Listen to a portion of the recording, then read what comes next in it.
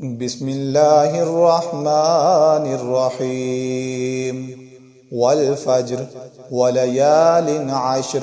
والشفع والوتر والليل إذا يسر هل في ذلك قسم لذي حجر ألم تر كيف فعل ربك بعاد إرم ذات العماد التي لم يخلق مثلها في البلاد وثمود الذين جابوا الصخر بالواد وفرعون ذي الأوتاد الذين طغوا في البلاد فأكثروا فيها الفساد فصب عليهم ربك سوط عذاب إن ربك لبالمرصاد فأما الإنسان إذا ما ابتلاه ربه فأكرمه ونعمه فيقول ربي أكرمن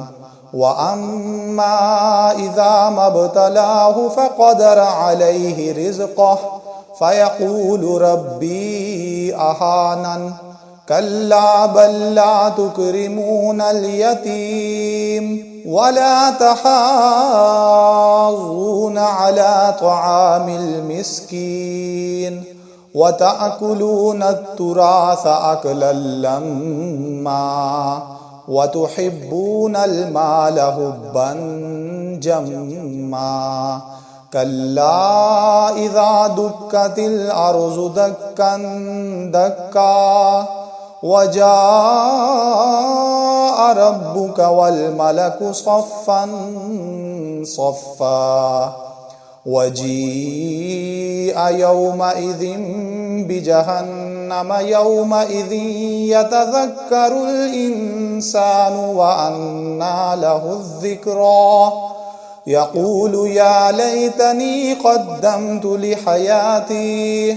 فيومئذ لا يعذب عذابه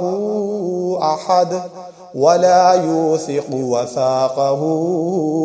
أحد يا أيتها النفس المطمئنة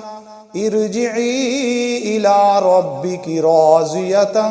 مرضية فادخلي في عبادي وادخلي جنتي.